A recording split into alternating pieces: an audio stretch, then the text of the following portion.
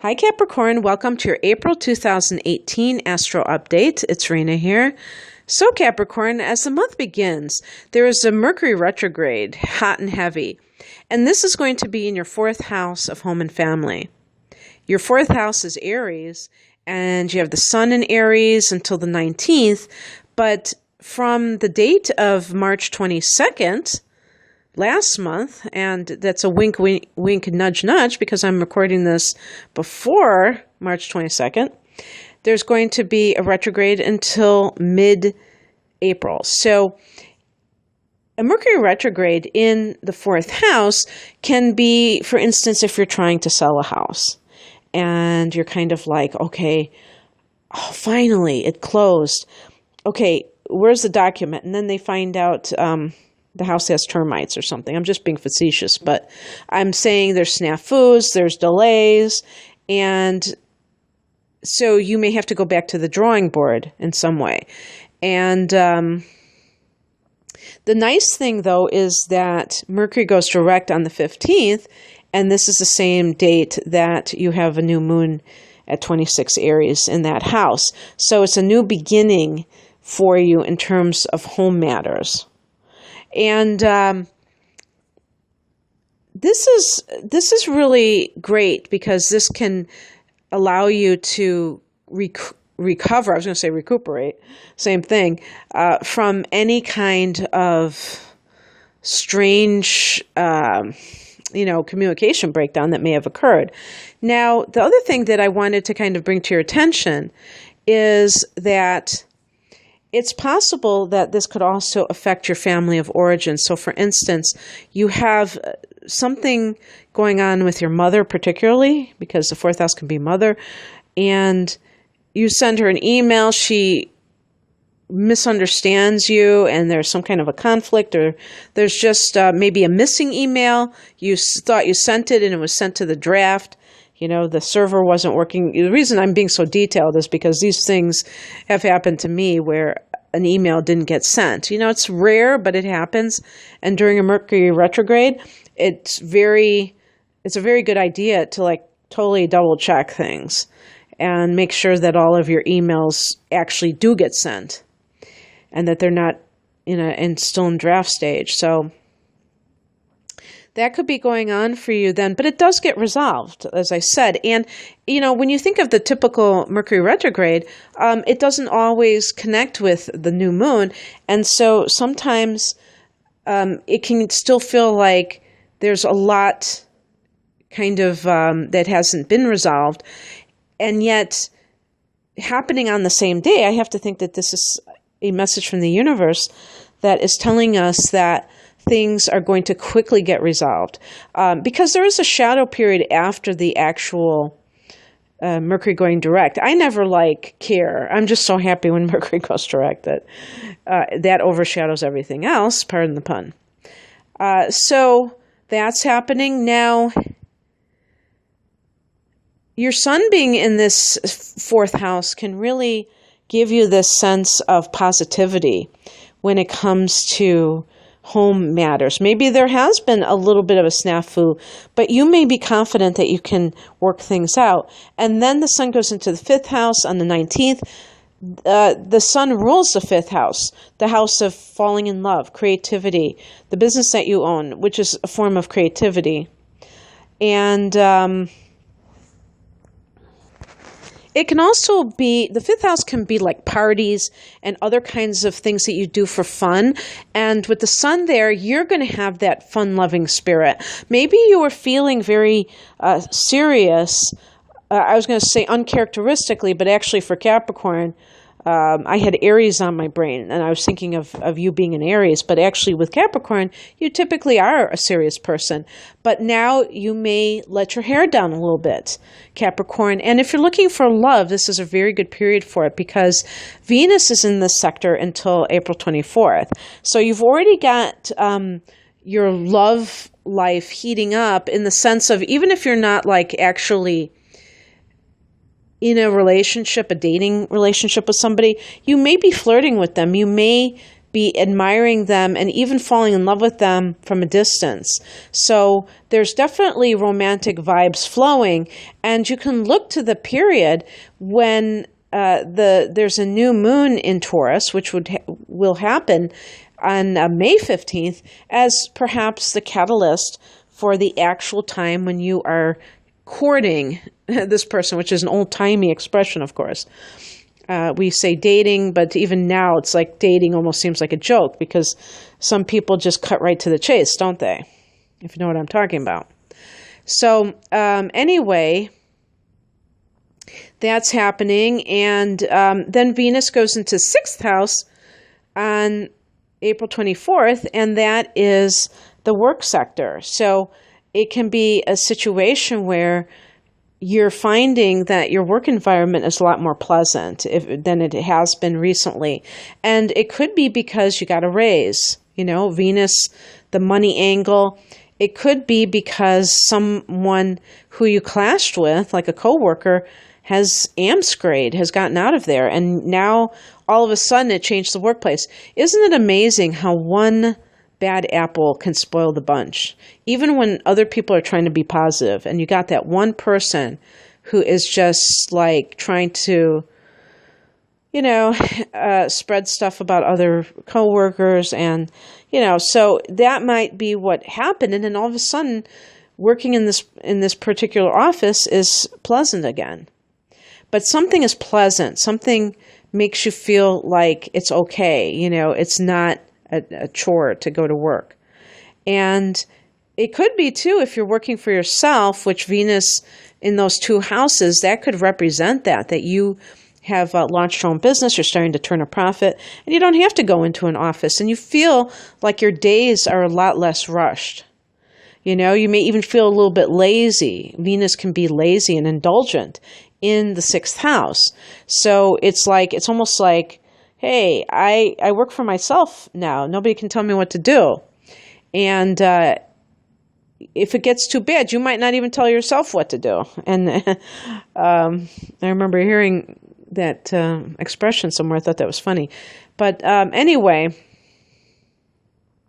you're just feeling really good. It can bring harmony to health issues. If you've had something flaring up, you might find that it is abated in some way, or that you have the money to buy something that contributes to your health.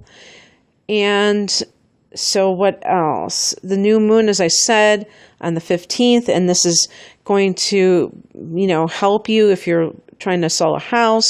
There may have been a thing where you were trying to sell it and you didn't get these buyers, or it was like they were always kind of like backing out the last minute, and then you finally find someone. So you're moving ahead in that area of life.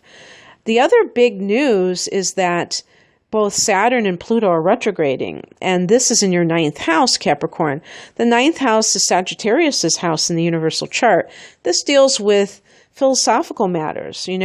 Why are we here? I'm trying to think. Actually, that could be more of the 8th house. I think 9th house are more of your philosophical constructs. It's like almost in a way, it's weird. It's like the 6th house is your construct for your daily life. So your routine, your schedule. The 9th house is almost like a spiritual schedule. What feeds you? What are your beliefs, and how do they inform your life? And so it's called the God house, but there are several houses that I would call the 8th, 9th, and 12th houses spiritual houses in their own right.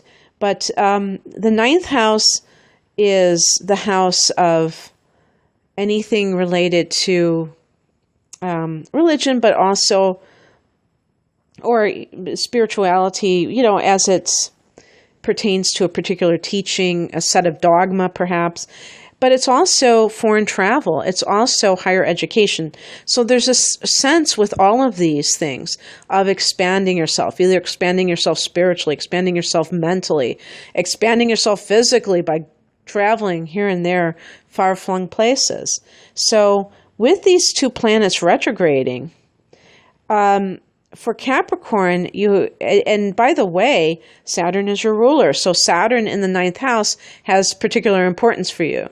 Saturn itself as an influence in the 9th house can simply be because it's also publishing the ninth house. So you may feel like, okay, dadgummit, I'm going to finally sit down and write my, masterpiece novel. Okay. And I'm not going to procrastinate any longer. I'm doing it. And when Saturn goes retrograde, you may find that if you were flowing and the ideas were coming, you were just like typing out these pages, all of a sudden it seems like it's taking twice as long and you're slogging through molasses. This is done in order to get the person to slow down and to contemplate what they've already accomplished. And with Saturn, it's also about looking at your habits too. So are you, going back to that sixth house, do you have a routine? Because you're going to have the sun in that sixth house coming up. And, in late May and June, you're going to have a new moon there in June.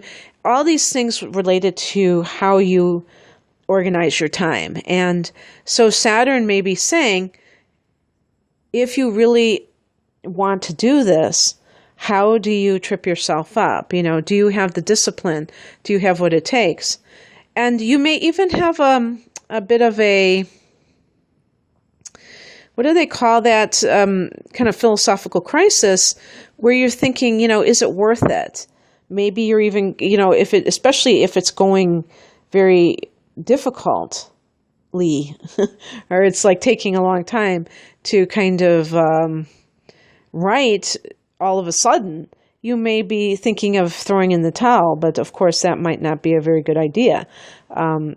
Saturn just is doubling down on you, but on September 6th, Saturn goes direct, and then it's like this too shall pass. But if you can look at it as going to be beneficial for you in some way, you can really take advantage of the transit and use it to your best abilities. Saturn in the ninth house could be finding some kind of a spiritual,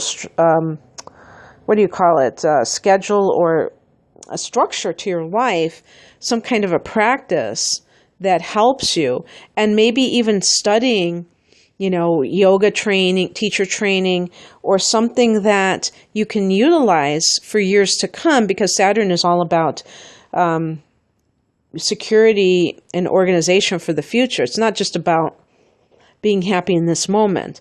These cycles are almost 30 years long. So, Saturn isn't playing around when it enters a house. It wants to really make you as efficient as possible. And Pluto retrograding in Capricorn, this is more of, it's not the dark night of the soul, but kind of like, maybe even like, do you walk your talk? Are you kind of sanctimonious and hypocritical? Because that is one of the shadow aspects of Sagittarius, my sun sign, and the ninth house. Being judgmental, sanctimonious, being a hypocrite, preaching to other people what you're not willing to do in your own life. And Pluto retrograde is holding that mirror up to you and seeing if perhaps you have been guilty of these infractions in recent weeks and months. And if you need to be more humble spiritually and learn to understand people better and not be so quick to judge. So it's, again, it may feel like you're being challenged. Actually, with Pluto, it's like purification through the fire. But in the end, all's well that ends well. At the end of the month, speaking of endings, we have a full moon on April 29th at 9 degrees of Scorpio. And this is going to be in your 11th house of hopes and wishes and friendships and groups that you belong to. Now, full moons sometimes can be endings. And this is because life is a series of beginnings and endings. So you may, it's also a time of revelation and even, finding out something about somebody, perhaps. So because it's friendships, you may decide to end a friendship, or even like a circle of friends. Maybe you have felt held back by them because you're ascending, you're growing, and you feel that they are stagnant and that they are not willing to change. And yet maybe they even go as far as to ridicule you about your new path. And so not only are they not supportive of, not only are they not doing this, but they're not supportive of you. And so you may say to yourself, you know what, I'm done. I'm so tired of this. I'm so tired of their negative attitude, their dismissive attitude towards me, and I'm through with them.